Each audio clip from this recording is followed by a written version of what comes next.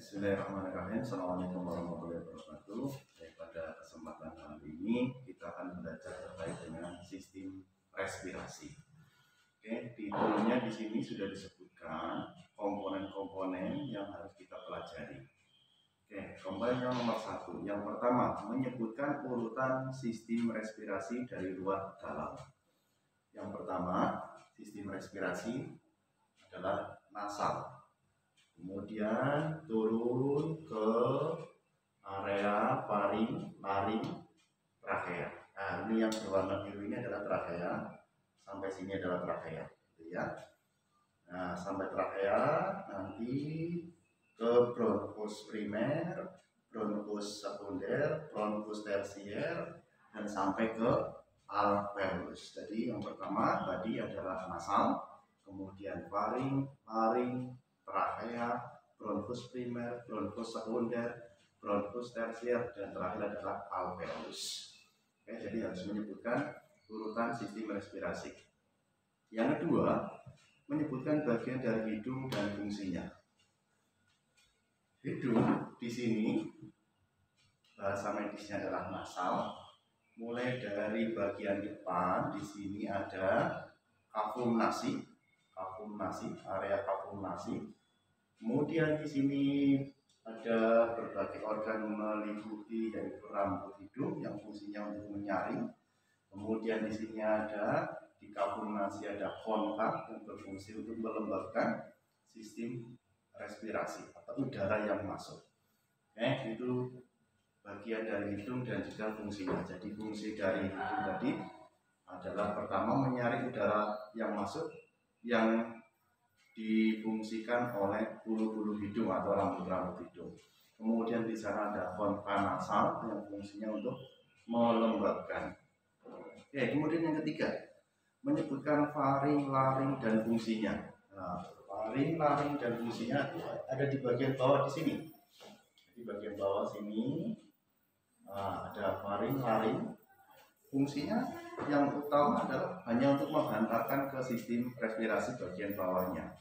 Ya, hanya menghantarkan sistem respirasi ke bagian bawah. Kemudian yang keempat, menyebutkan bagian trakea dan fungsinya. Trakea adalah ini yang berwarna biru telur asin seperti ini. Ini dari bagian sini sampai sini, ya, panjangnya kurang lebih sekitar 25 cm, diameternya kurang lebih sekitar 2 cm.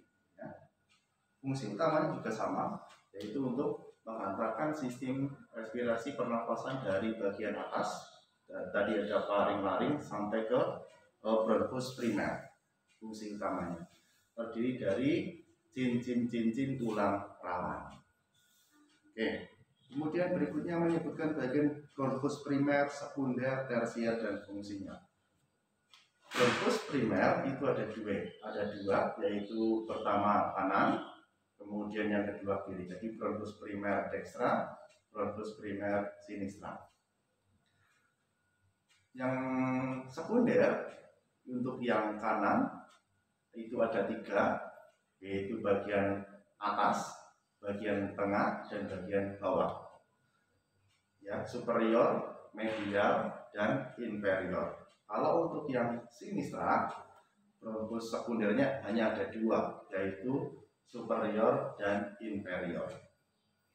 Kemudian tersier. Nah, kalau untuk tersier ini untuk yang sebelah kanan itu ada 10 percabangan. Sedangkan untuk yang bagian kiri itu ada 9 percabangan. Fungsi utamanya juga sama, yaitu untuk menghantarkan sistem respirasi pernapasan dari trakea menuju ke bagian akhir yaitu alveolus. Kemudian alveolus. Nah, sistem yang terakhir adalah alveolus. Ini alveolusnya untuk bagian kanan dan ini untuk yang bagian kiri.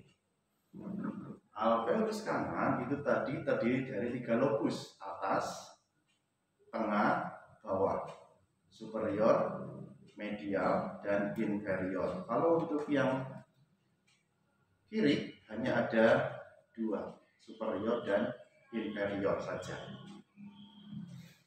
Kemudian alveolus itu terdiri dari bola-bola kecil, jumlahnya berjuta-juta, fungsinya sebagai tempat pertukaran gas yang dari sistem respirasi dari udara luar menuju ke paru-paru yang nanti akan didistribusikan ke sistem peredaran darah.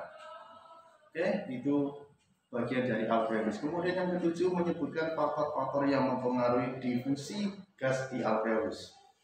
Jadi gas bisa masuk ke dalam peredaran darah itu karena ada difusi di sistem respirasi yang terutama ada di alveolus.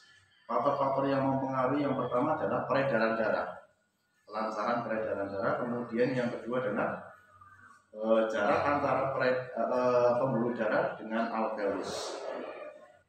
Kemudian yang ketiga adalah pengembangan dari alveolus. Jadi ada tiga. Yang pertama dari darahnya, kecepatan aliran darah. Kedua jaraknya aliran darah dengan alveolus. Jadi jarak antara pembuluh darah dan alveolus juga menentukan difusinya. Kemudian pengembangan dari alveolusnya. Ya. Pengembangan bisa dipengaruhi oleh adanya cairan. Kemudian nomor 8 menyebutkan fungsi sistem respirasi eksternal dan internal.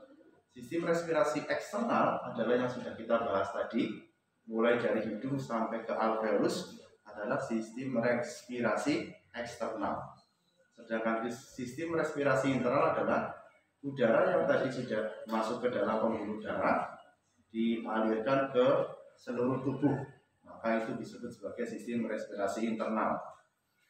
Kalau yang eksternal fungsinya hanya mengantarkan dari udara luar masuk ke alveolus. Sedangkan untuk yang sistem respirasi internal itu dari alveolus menuju ke sel-sel yang ada di seluruh tubuh. Itu namanya sistem respirasi eksternal. Jadi berbeda antara internal dengan eksternal. Oke, saya ulangi lagi. Eksternal hanya dari nasal sampai ke alveolus. Sedangkan yang internal dari alveolus menuju ke sel-sel yang ada di seluruh tubuh kita. Oke, saya kira itu untuk sistem respirasi. Silakan bisa diulang lagi, dipelajari lagi urutan-urutan komponen penilaian dari sistem respirasi.